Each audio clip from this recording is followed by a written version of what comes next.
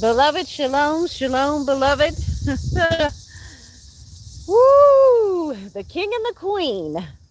Share HASHEM, Song of Songs 6:3. I am my beloved's, and my beloved is mine. This is part 2. Yesterday we got into the deep of the king is in the field. And we talked about how the king being in the field was definitely accessible to all of the people at that time. So as we come together now, this is part 2. Look at these beautiful flowers. Flowers are everywhere. Flowers, flowers, flowers. Definitely everywhere. The king and the queen. I am my beloved's, and my beloved is mine. What can we say about that? What can we say about the king being in the field? What is it about the king and the queen? The table is set, not just for kingdom marriage. The table is set so that we can have that intimacy with our maker, our creator, so that we can interact, so that we can hear the voice of truth for ourselves for such a time as this. And it wasn't just King Jehoshaphat, or however you pronounce the name. There were many different kings, and you may not realize this today, but your husband or your wife is royalty. Both of you are royalty. We have royalty in us, each and every one of us. We are kings and queens. And the king must be crowned first before coming together with the queen, so the king can crown the queen. And it's not complicated, it's not complex, it's not strange or anything like that. It's what our ancestors did for centuries, many centuries. It's beyond anything we may be able to comprehend and know right now today. So I'm outside. I apologize. There's some background noise. I wanted to be sure that I went live when it was daylight rather than nighttime, so we can have the essence of the background of nature. But the background noise is a little much. I'm going to move over this way where it's a little more quiet. The squirrels are not out and about today as they usually are. And remember, there is something each and every one of us can take away from this moment in time, this season of the summertime, which is Kayatz, Elul, the month of Elul, which represents so much. It represents repentance.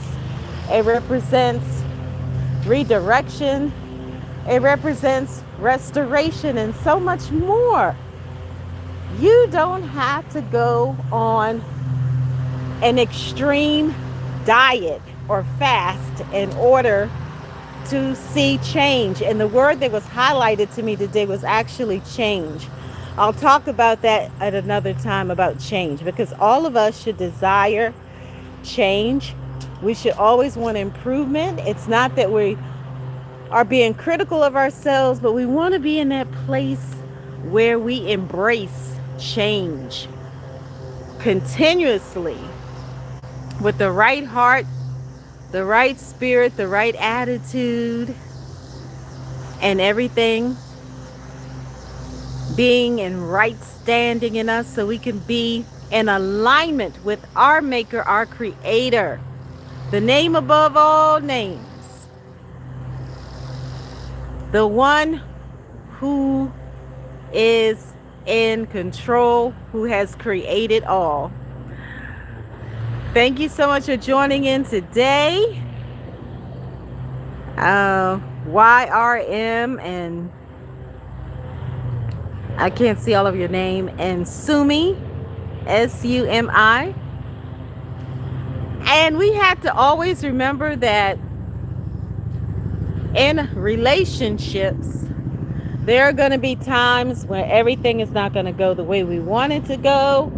So we have to be ones to care and share and to give and forgive, because if we don't, we're going to have a lot of turbulence. We're going to have a lot of tension in relationships. And it's not always the marriage relationship. It could be with family, friends, neighbors, colleagues, even strangers, acquaintances. We have to be ones who know how to be peacemakers in every situation in our lives. We have to be those who know how to communicate effectively. We cannot ignore what is right in front of us.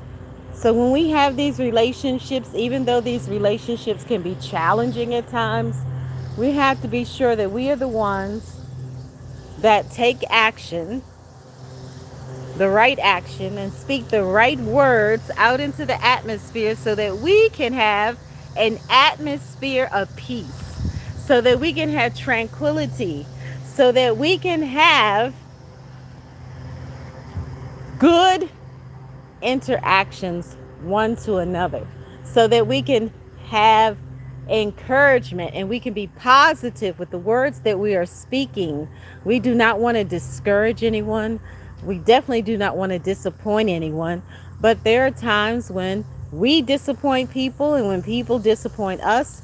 But we have to come back to that place and reason together. We have to come back to that place and have a dialogue, so that we can clear up all of that which has become unclear.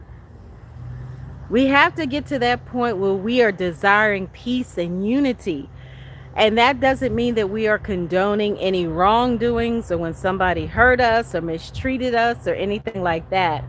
But we have to have the understanding, we have to be mature, and we have to be wise enough to let it go at times. We can't hold on to it. Holding on to it is very dangerous, extremely dangerous, to hold on to it and not to let it go. That's right. So the king and the queen, the two become one. Two hearts beat as one. Sure has Shurim. I am my beloved's and my beloved is mine. And that is why so often the dinner or the banquet, or whatever you want to call it, the feast between the king and the queen, is so important. Why? Because it's a huge deal. It's such an important relationship. Those two together as one, reigning and ruling over that kingdom, over the house, over the palace, over the castle, or whatever you like to prefer to call that place or space. It could be in the marketplace together. There's so many different scenarios to it. So we have to remember that when the king is in the field, we need to go to where the king is, so that we can be in the vicinity. That's right, the King of Kings, the name above all names. Absolutely. We need to know. And we need to cultivate healthy relationships, not just in our marriage relationship, but in all relationships. We need to be a friend to ourselves and friends to others. We cannot be a good friend if we're not a friend to ourselves as well. We need to love ourselves, respect ourselves, care about ourselves, invest in ourselves. That's another big one. And when we are constantly praying and believing and hoping for someone to have a divine transformation, for them to have a change in their heart or their mind and their attitude, we should celebrate it when it happens. We should not take it lightly because it is a big deal. It's a huge deal. So we have to have the appreciation for the person changing or turning from the wrong way to the right way. For example, if you have been praying and crying out for your daughter or your son or whomever it is, you should be thankful when that person turns from their ways and when that person is starting to change rather than to be difficult with that person. We should always desire to see everyone blessed no matter what. We are to love our enemies. We are to love our enemies or those that are not kind to us as well as those that are. For we do not know the true intentions of the heart of any person, so we need to be very, very careful, extremely careful, and not dismiss somebody or disconnect from somebody unless it's absolutely necessary to do so. So that's right, the king is in the field. Share HaShem, I, my beloved, and my beloved is mine. Did you actually know that Elul actually means that exact phrase? I'm going to share it in the description so you can read it for yourself in the Hebrew language. Whatever language you're fascinated with, it's not about the languages that we know in this earth, in this world. We all should have the love language. Love language is definitely more important than our tongues that we speak. So many people get it discombobulated, but there's no such thing as one language being more important than another language, because language is language. But we need to be sure that our hearts and our minds and everything that we do and say is saturated with love and kindness. We have to open the door to love and joy and kindness and compassion and respect other people. But more importantly, we need to have reverence and respect for our maker, our creator. And if we are to be ambassadors and to represent the ruler of all things and everything, we need to be sure that we are doing what is right and what is pleasing in the sight of our maker. That's right. So the king and the queen come together. One example is Boaz and Ruth. They say she was gleaning in the field. She was not expecting to meet anybody, but this particular person, this man, took notice of her because she was a hard worker, because she was working hard in the field, and desired to marry her and take her as his wife. And they ended up having a son. I don't know what the son's name is, but the son was the one who was the son of the promise. So the king and the queen come together. Her HaShem, I am my beloved, and my beloved is mine. It's so incredible and so amazing. Please look at the post and know that love is in the air. Love is in the atmosphere right here and right now. Whether you're married, unmarried, betrothed, regardless of your marital status, all of us have a part and a role to play in this land. We all have a kingdom assignment. So be sure that you are doing your assignment as an ambassador, and be sure that you are the one who is blessing others, because we are blessed to be a blessing. We are always blessed no matter what. We are blessed to be a blessing, and we should always give love to others as well as to ourselves. So the king and the queen, I am my beloved and my beloved is mine. I am my beloved's and my beloved is mine. HASHEM, Song of Songs 6:3. That is the theme. This is the love circle. Again, my name is Shifrah Yocheved Yisrael, and I am here to bring something of priceless value to you, not to take anything away from you. There are so many videos right now about the marriage season and the marriage promise. It's so incredible. It's so amazing. And perhaps you may be next. Don't count it out. You never know. There have been so many testimonies about marriage reconciliations and people that never even thought they would get married or become a mother or father that did.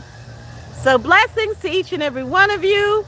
May ADONAI bless you and keep you. May ADONAI give you favor, grace, mercy, and goodness, and give you shalom.